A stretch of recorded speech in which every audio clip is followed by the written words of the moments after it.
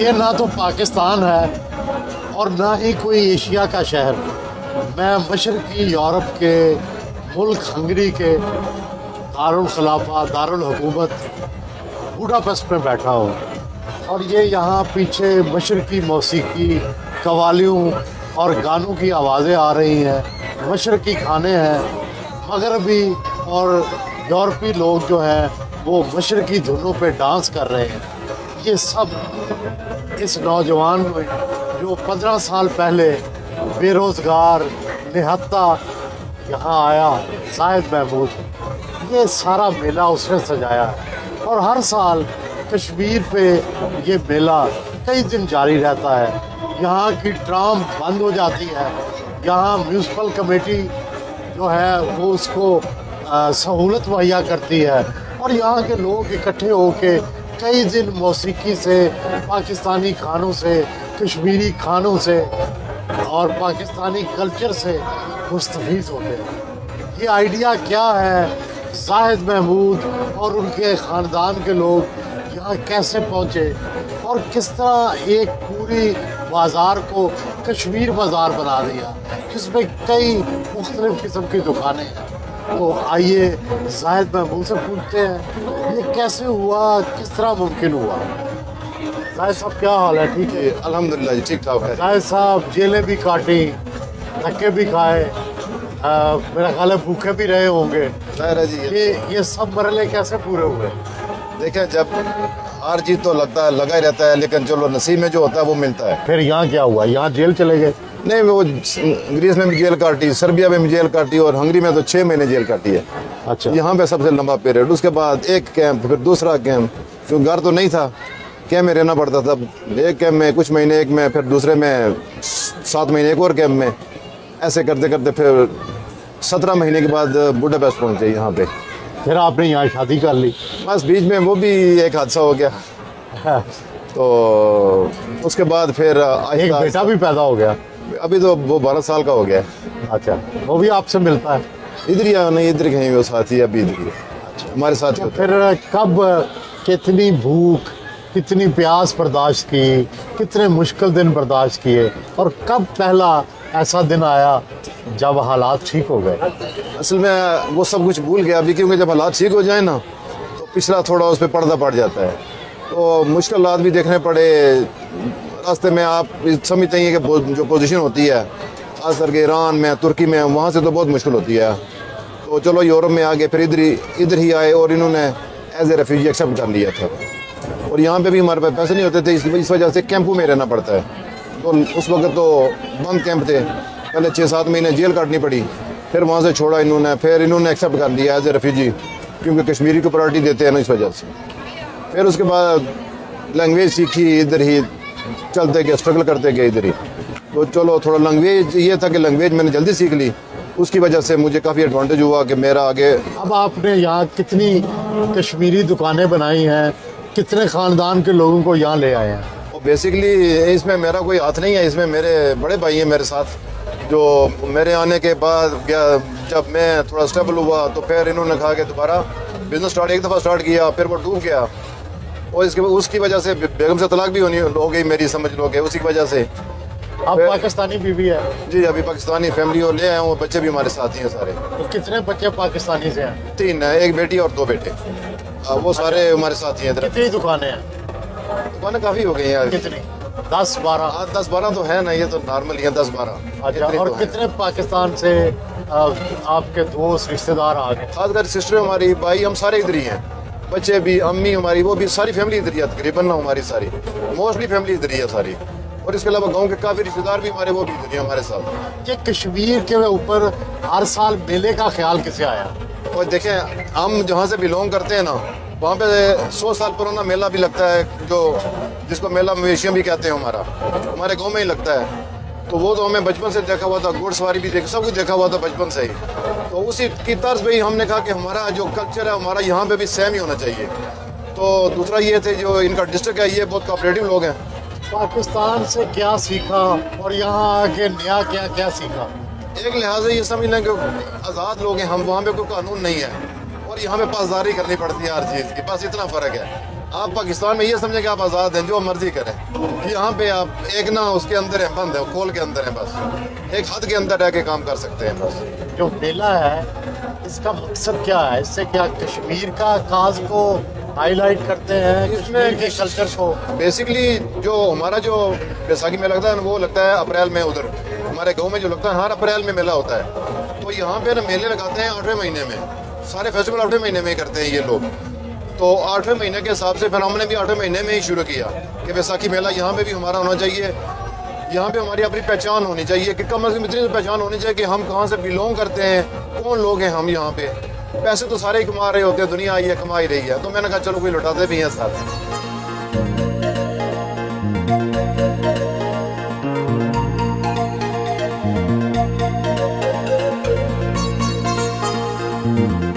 जाहिद साहब, आप ये बताएं कि ये शादी आपकी कब हुई, कैसे, किन हालात में हुई?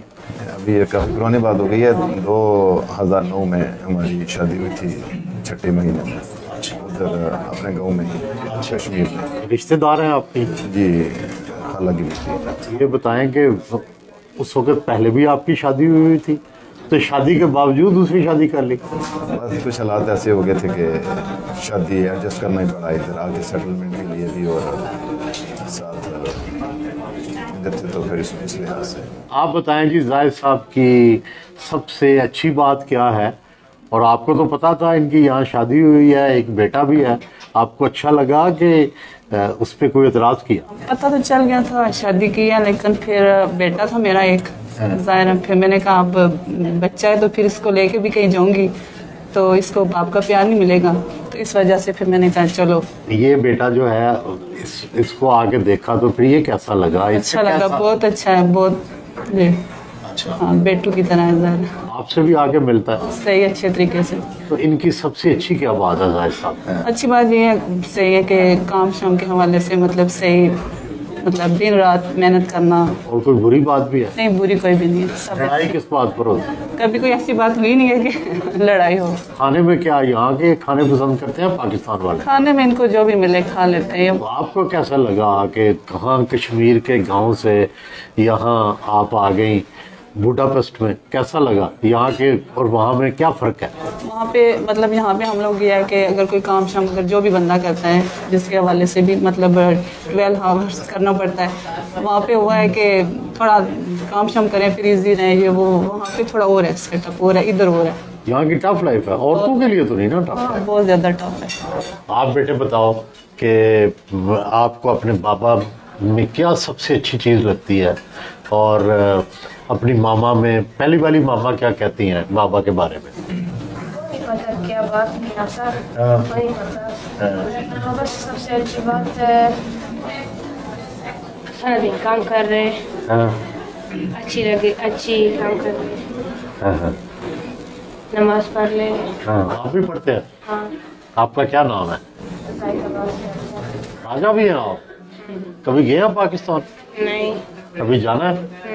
अच्छा, क्या आप पाकिस्तान की क्या बात अच्छी लगती है आपको? फैमिली। तो जब अपनी मामा के पास जाते हैं तो क्या फ़र्क लगता है यहाँ पाकिस्तान के माहौल में और यहाँ का जो माहौल है उसमें क्या फ़र्क लगता है आपको?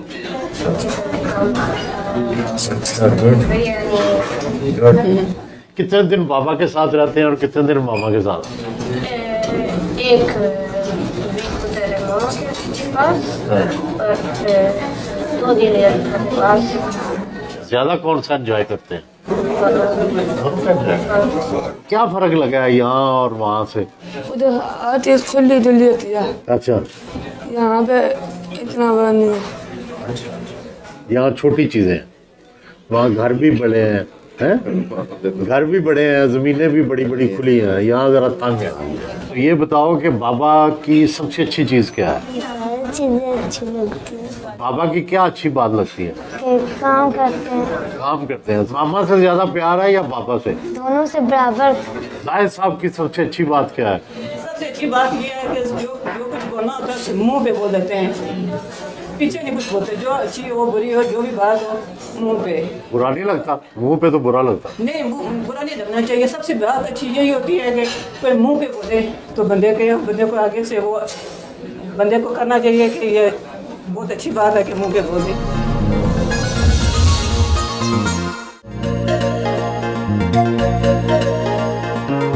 जब से इंसान इस दुनिया में आया है, नफरत और मोहब्बत दोनों ने यहाँ के जंग और अमन में बड़ा अहम किरदार अदा किया है। जूलियस सीजर और क्लियोपेट्रा की मोहब्बत हुई 2000 साल पहले, तो क्लियोपेट्रा जूलियस सीजर की बीवी बन गई। अब मिस्र के और रोम के तल्लुकात मिसाली बन गए। फिर एंटनी से उसकी शादी हो गई, तो ये एक वजह बनी उनके दोनों के इत्तेहाद की। और फिर बड़ी मशहूर जो दुनिया की जंग हुई, उसमें हेलन को हासिल करने के लिए दुनिया के कई ममालिक की फौजें आमने सामने हो गईं, और फिर हेलन को की वजह से पता नहीं कितनी तबाही हुई। यहाँ भी एक रोमानवी दास्तान सुनाई जाती है कि ये शहर पहले दो अलग अलग शहर थे, एक बूढ़ा और एक पेस्ट। बूढ़ा जो है ये एक पहाड़ी इलाका है और दूसरा एक मैदानी इलाका था। लेकिन जब एक शहजादे की एक शहजादी से शादी हो गई तो तकरीबन 1000 साल पहले ये दोनों एक शहर बन गए। अब भी एक पहाड़ पर है, एक मैदानी इलाके में है, लेकिन अब इतने पुल बन गए हैं कि ये एक ही शहर है। इसका नाम भी बुडापेस्ट है, एक ही नाम हो गया। और मोहब्बत की ये एक लाजवाल दास्तान बुडापेस्ट की शक्ल में हमें नजर आती है।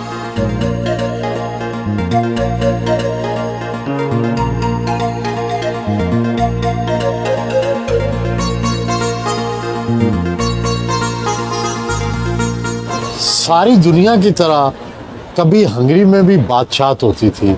ये 800 साल पुराना महल उसी ज़माने की यादगार है। इसमें सोवियत यूनियन के दौर में और मुख्तलिफ अदवार में तब्दीलियाँ भी होती रहीं। यहाँ पे जब 150 साल सल्तनत उस्मानिया का दौर रहा, उस ज़माने में भी ये महल आबाद रहा। और अब इसको आर्ट गैलरी बना दिया गया है। यहाँ फ़नपारों की नुमाइश होती है, यहाँ पर कल्चर जो है उसको प्रमोट किया जाता है। यहाँ पे सारे हंगरी में, बल्कि यहाँ के ख़ासकर जो मशरक़ी यूरोप है, यहाँ आज भी थिएटर बड़ा मकबूल है। आप किसी भी 50 साल से ऊपर शख्स से मिलेंगे तो वो थिएटर के बारे में बात करेगा। जबकि अगर पाकिस्तान से कंपेयर करें तो वहाँ हमारे यहाँ जो थिएटर है वो इतना ज़्यादा पॉपुलर नहीं रहा। और यहाँ कॉमेडी थिएटर बहुत पॉपुलर है। लोग जो हैं वो शाम को जब थक हार जाते हैं तो वो एंजॉय करते हैं। पुरानी जो बिल्डिंग्स हैं, जो तारीखी बिल्डिंग्स हैं, उनको मेंटेन रखने के लिए, रिस्टोर करने के लिए आर्ट्स की चीज़ें रखी हैं वहाँ पे। उनको म्यूज़ियम बनाया है, वहाँ पे एग्जीबिशंस होती हैं और वहाँ पे टूरिस्ट जो है उनकी एक्सेस होती है, जिससे उनका मामला चलता रहता है। जो पाकिस्तान की तारीखी इमारतें हैं, तारीखी किले हैं या बाकी जो पुराने घर हैं, उनको भी अगर यही रंग दिया जाए तो शायद वो ज़्यादा कारआमद हो जाए।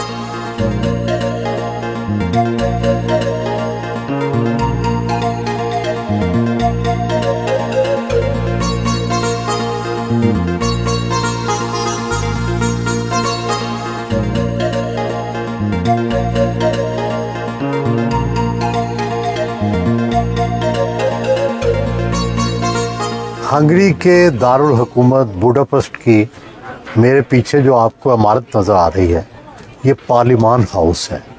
और इसका जो तर्ज़ तमीर है वो गोथिक है और इसको यूरोप की खूबसूरत तरीन बिल्डिंग्स में एक शुमार किया जाता है। और यहाँ का जो सियासी निज़ाम है वो पार्लिमानी निज़ाम है, जिसमें 4 दफ़ा एक ही हुकूमत जीती है। वो कौम परस्त और थोड़ी सी कदामत पसंद पार्टी है, जो कि LGBT जो है उसको उसने बैन किया हुआ है, ना स्कूलों में पढ़ाने की इजाज़त है। लेकिन इमिग्रेंट्स के भी ख़िलाफ़ है। ये यूरोप के उन चंद ममालिक में है जिनमें सीरियन जो है उनको भी जगह नहीं मिली थी, और यहाँ पाकिस्तानी भी सिर्फ चंद हज़ार हैं। कुछ स्टूडेंट्स मिला के 3-4 हज़ार में शामिल हो जाते हैं। यहाँ पर 27% जो है वो हर बंदे से टैक्स लिया जाता है, जो कि यूरोप के किसी भी मुल्क से निस्बतन ज़्यादा है। लेकिन यहाँ पर जो ट्रांसपोर्ट की फैसिलिटी है, यहाँ पर जो तरक्की है, उसकी वजह से लोग खुशी से वो टैक्स अदा करते हैं। ज़ाहिर है बिजनेसमैन को तो शिकायत होती है कि उनका बहुत ज़्यादा हिस्सा टैक्स पे चला जाता है। यहाँ पे बहुत सारी चीज़ों से यूरोपीय पार्लियामेंट से भी इस हुकूमत को इख्तलाफ रहता है, और ये अपने ख़ासकर मीडिया की आज़ादी पे भी इनसे शिकायत रहती है, और भी कई पाबंदियों पे यूरोपीय पार्लियामेंट एतराज़ करती रहती है। लेकिन इसकी एक बड़ी कदीम हिस्ट्री है। ये 150 साल तक सल्तनत उस्मानिया का भी हिस्सा रहा, और फिर उसके बाद ये जो सोवियत यूनियन था उसका हिस्सा रहा। 1989 के बाद ये यूरोप के ब्लॉक में आया। अब ये यूरोपीय यूनियन का एक बड़ा अहम हिस्सा है, और अब ये यूरोप में शुमार होता है।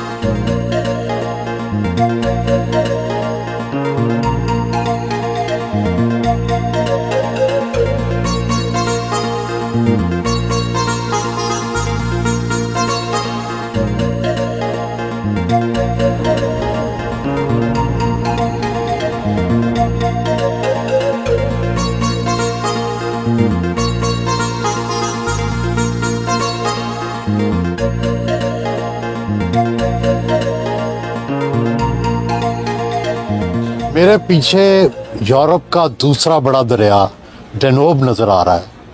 डेनोब जो है ये 10 मुल्कों से में बहता है। जर्मनी से शुरू होता है, और मुख्तलिफ नज़रियात के ये मुल्क रहे हैं, और इसके बावजूद इसके बहाव पर और इसको रोकने पर कभी कदगन नहीं लगाई। छोटे मोटे इख्तलाफात होते हैं इस बात पर कि हाइड्रो पावर कौन सा मुल्क बना सकता है, किस जगह पे बना सकता है, किस जगह पे नहीं बना सकता। बाज़ औक़ात बॉर्डर पर तनाज़ात भी होते हैं, मगर जिस तरह भारत और पाकिस्तान के इंडस वाटर ट्रीटी का हाल किया गया है, भारत ने एक तरफ़ा तौर पर रोक कर, वो बिल्कुल यहाँ पे तस्वुर ही माल है।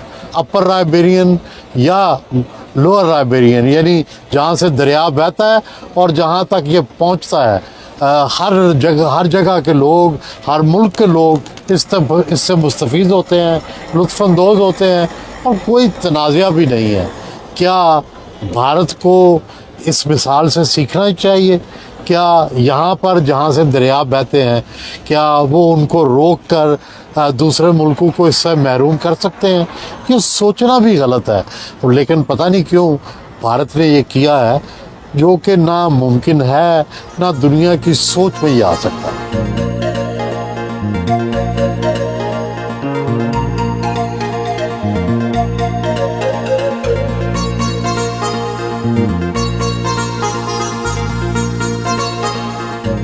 ये टिक्के और कबाब नहीं है, ये आलू के चिप्स हैं, जो इस तरह बना के फ्राई करके, और बिल्कुल ऐसे लगता है दूर से जैसे बोटियां हों ये, लेकिन आलू के चिप्स हैं। लेकिन इस वक्त मैं आ गया हूँ हीरो स्क्वायर पे, और हीरो स्क्वायर क्या है? वो कौमें जो अपने हीरोज़ को याद रखती हैं, वो बड़ी यादगारें बनाती हैं, बार बार अपने माज़ी को दोहराती हैं। वो लोग जिन्होंने उस कौम के लिए कुर्बानियाँ दी होती हैं, उनके नाम को तारीख़ में सुनहरे अल्फाज से लिखा जाता है। इसके इर्द गिर्द म्यूज़ियम बनाए गए हैं जिसमें उनकी तारीख़ है, और फिर ये सारा एक सिंबलिज़म के ज़रिए क्रिएट किया गया है। इसमें घोड़े हैं, इसमें जंग है, इसमें अमन है, इसमें खुशहाली है, सबको इस स्क्वायर के अंदर रिप्रेजेंट किया गया है, और दूर दूर से लोग इसको देखने आते हैं। और साथ जो म्यूज़ियम बनाया गया है उसका आर्किटेक्चर भी काबिल दीद है और उसके अंदर इस मुल्क की सारी हिस्ट्री, किस तरह हज़ारों साल पहले यहाँ बादशाह हुकूमत करते थे, किस तरह लोगों ने इस मिट्टी की खातिर यहाँ जाने कुर्बान की, सबको यहाँ डॉक्यूमेंट किया गया है। और हीरो स्क्वायर जो है ये ना सिर्फ आर्किटेक्चर का शाहकार है, सिंबलिज्म का भी शाहकार है। इस तरह के ये हंगरी की पूरी तारीख का मंजर जो है वो पेश करता है।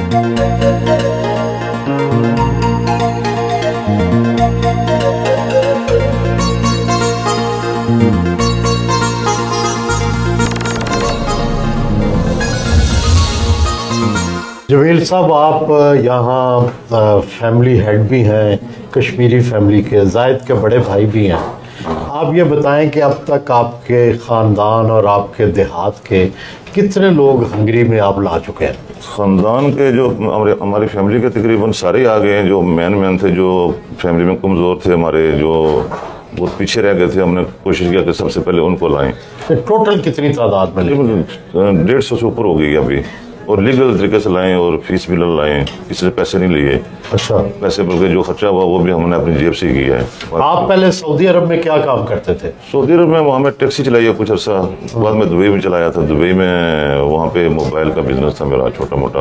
और इससे पहले पाकिस्तान में क्या करते थे? पाकिस्तान में ये शादी ब्याह की मूवी इसकी एडिटिंग करता था। अच्छा। तकरीबन 20 साल वो काम किया मैंने। तो यहाँ आके फिर आप क्या बिजनेस कैसे चला रहे हैं? बिजनेस का अल्हम्दुलिल्लाह जायद भाई हैं, वो बना रहे हैं, तो पीछे मैं मैनेज कर रहा हूँ। जब भी कोई नया बिजनेस बनाते हैं, जो भी होता है वही करते हैं, तो मैं उसको रन करता हूँ, पीछे बंदे साथ रख के चलाते हैं, बस मिलजुल के हम कर रहे हैं। कितने बंदे मुलाजिम है आपके पास? अल्हम्दुलिल्लाह इस टाइम 50 से ऊपर हैं। 5 कंपनियां हमारी। और क्या क्या करते हैं आप? यहाँ पे हमारे काफी सारे हैं, डेंटल क्लिनिक है, 2 ग्रोसरी शॉप हैं, सुपर मार्केट हैं, उसके अलावा 4 होटल हैं, रेस्टोरेंट खाने पीने के। उसके बाद एक कॉस्मेटिक की शॉप है, एक मोटरसाइकिल बाइक जो रिपेयरिंग करते हैं, कार वॉश है, उसके बाद सैलून है, जो एक साथ लॉन्ड्री है जी। तो 12-13 बिजनेस है हमारे इस टाइम सारे। अच्छा, ये फरमाएं कि आप पाकिस्तानी सियासत में भी दिलचस्पी रखते हैं, वहाँ भी आते जाते हैं जी। क्या आपका पाकिस्तानी सियासत में कितना आपके यहाँ राब्ता है? आप यहाँ मुस्लिम लीग नून के भी सदर हैं जी सर, और पाकिस्तानी सियासत में भी कोई किरदार अदा करना चाहते हैं? जी सर। जो यहाँ का जो सदारत का मसला हुआ कि यहाँ पे ना हमारी जो मुस्लिम लीग नून की ना पार्टी बनी नहीं थी, तो वो उस पर मैंने वार किया काफ़ी। उसमें मेरे दोस्त हैं लंदन में, इश्तियाक साहब हैं, बैरिस्टर अमजद मलिक साहब हैं, उनके ताउन से हम मियाँ साहब से मिले हैं, फिर उनसे अप्रूवल लिया है, फिर उन्होंने यहाँ पार्टी बनाई है। बाकी जो हम पाकिस्तान का तल्लुक है, वहाँ पर वो जो मैं अपने हल्के के अंदर है जो उसके लिए कर रहा हूँ। हमारे आज़ाद कश्मीर में आपका? जी जी। कौन सा हल्का है? हल्का L13 हल्का 6 खुरटा। तो क्या करना चाहते हैं आप? पाकिस्तान जाके इलेक्शन लड़ेंगे या यहीं से बैठ के पाकिस्तान के लिए कुछ करेंगे? नहीं, मैंने इलेक्शन नहीं खुद लड़ना, ना मेरा कोई दिलचस्पी है। मैं ये चाहता हूँ कि जो हल्के के अंदर हमारे जो बंदा ऐसा आए जो हमारे लोग हैं वहाँ के जो मसाइल हैं वो हल करे, तो उसके लिए एक लड़का हमारा है। कोई आप पाकिस्तान और हंगरी में मुस्तकबिल में कोई बिजनेस या कोई ऐसी चीज़ का रास्ता देखते हैं जिससे पाकिस्तान को भी फ़ायदा हो, हंगरी को भी फ़ायदा हो? अल्हम्दुलिल्लाह यहाँ पे पहले ऑलरेडी चल रहा है, इनका मोल का भी है, पाकिस्तान और हंगरी का ऑलरेडी बिजनेस चल रहा है। अच्छा, वो क्या करती है कंपनी? है पेट्रोल और ये जो अच्छा इनका आपस में काफ़ी पाकिस्तान में है जो मोल के पंप हैं, ये हंगरी के इनके आपस में है कोऑर्डिनेशन का, पहले से बिजनेस चल रहे हैं इनके। तो मज़ीद में हम कोशिश करेंगे, उसमें जो अगर बेहतरी आती है हम अपना जो किरदार अदा करेंगे, कोशिश करेंगे जो भी हुआ। छोटे त्यारे भी सुना है वहाँ पे एक फ़ज़ाई कंपनी चलाना चाहती है? जी जी, वहाँ पे ये इनकी अपनी कंपनी एक शुरू कर रहे हैं, मेरे ख्याल में तकरीबन 2-4 महीने तक होता शुरू हो जाएगा पाकिस्तान में डायरेक्ट जाएगी।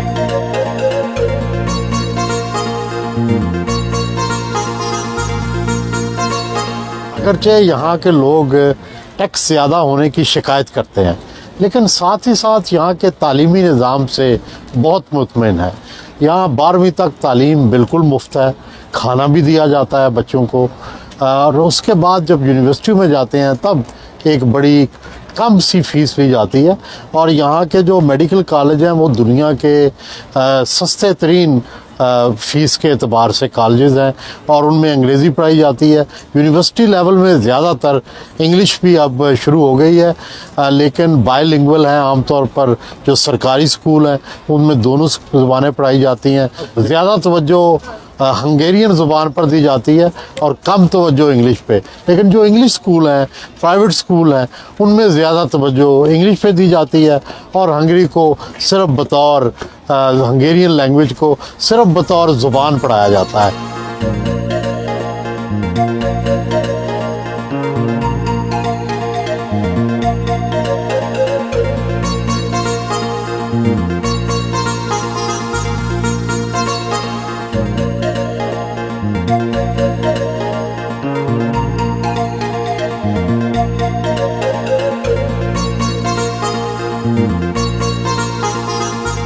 मशरकी यूरोप के मुल्क हंगरी का ये शहर बुडापेस्ट इसके बारे में मशहूर है कि जिसने ये मेरे पीछे वाक़े न्यूयॉर्क रेस्टोरेंट को नहीं देखा उसने बुडापेस्ट नहीं देखा। बिल्कुल उसी तरह जिस तरह कहते हैं कि जिसने लाहौर नहीं देखा वो जमे ही नहीं, तो इसी तरह बुडापेस्ट के इस खूबसूरत तारीख़ी रेस्टोरेंट जो है इसको भी इसी तरह का मकाम दिया जाता है। इसकी आराइश, इसकी तारीख़, इसमें कौन कौन लोग आए, अमरीकी सदूर आए, दुनिया भर के जो सरमाए मुमलकत है, जो भी यहाँ आता है वो एक दफ़ा चाय, कॉफ़ी या स्वीट यहाँ आकर ज़रूर चखता है।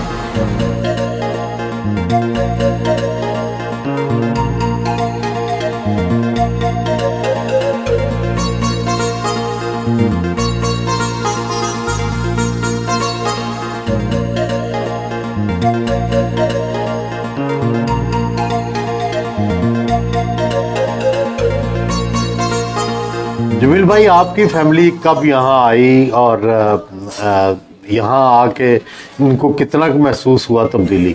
मेरी फैमिली को तकरीबन 5 साल हो गए हैं पूरे यहाँ पे। मैं 2018 में आया था, जैद भाई ने बुलाया था मुझे, मैं दुबई में था उस टाइम। तो यहाँ आने के बाद तकरीबन 1.5 साल के बाद मैंने फिर फैमिली भी मंगा ली। अल्हम्दुलिल्लाह यहाँ पे बहुत अच्छा सिस्टम है, हर चीज़ बहुत अच्छी चल रही है हमारी। पाकिस्तान से यहाँ हम बेहतर हैं। कैसे बेहतर है? यहाँ काम के हवाले से रोज़गार यहाँ पे अच्छा मिलता है, जल्दी मिलता है। पाकिस्तान में ये चीज़ें अवेलेबल नहीं है। एक घर में एक बंदा काम कर रहा है, 15 खाने वाले होते हैं। जमील साहब और जायद साहब में बड़ा इत्तेहाद इत्तफाक है, तो ये आपको ये जॉइंट फैमिली का सिस्टम कैसा लगता है? औरतें तो खिलाफ होती हैं। नहीं, मुझे बहुत अच्छा लगता है क्योंकि इत्तेफाक में बरकत है। तो किस तरह इन्होंने आपस में काम बांटे हुए हैं? तो इतना वो नहीं है, इत्तेफाक में कर रहे हैं, कोई मसला नहीं है, टेंशन वाली कोई बात नहीं है। अच्छा, जमील साहब कैसे हैं? ये यहाँ आके ख़राब तो नहीं हो गए हंगरी में? अल्हम्दुलिल्लाह ठीक है। क्या शिकायत है आपको इनसे? नहीं, आपको मैं शिकायत ही तो बता के जो तो गए आप तो चले जाएंगे ना। जमील साहब क्या करेंगे फिर? ठीक है। शिकायत इनको एक ही होती है, टाइम नहीं देते पूरा। मैंने पीछे पाकिस्तान में भी हमारे वहाँ पे सिस्टम चल रहा है, कुछ सियासत का, उसमें भी थोड़ा बहुत करता हूँ। साथ यहाँ बिजनेस का भी होता है, उसको भी टाइम देना पड़ता है। तो फिर वो बंदा अकेला बंदा पर सारे काम कोई ना कोई चीज़ छूट जाती है। मेरा नाम हैदर अली है और हमारी फैमिली का ये है कि हम सारे एक इकट्ठे हैं। क्या खूबी क्या है कि किस वजह से कटे? प्यार और प्यार है अभी। तो आप क्या करना चाहते हैं? आप पाकिस्तान कितना पढ़े थे, यहाँ कितना आते? मैं पाकिस्तान में 5th क्लास में था। अच्छा, और अब मैं यहाँ 8th। यहाँ क्या चीज़ अच्छी लगी और पाकिस्तान की क्या चीज़ अच्छी लगी? यहाँ भी सब सेम ही है। अपने बाबा की सबसे अच्छी बात क्या समझते हैं? पता नहीं पता?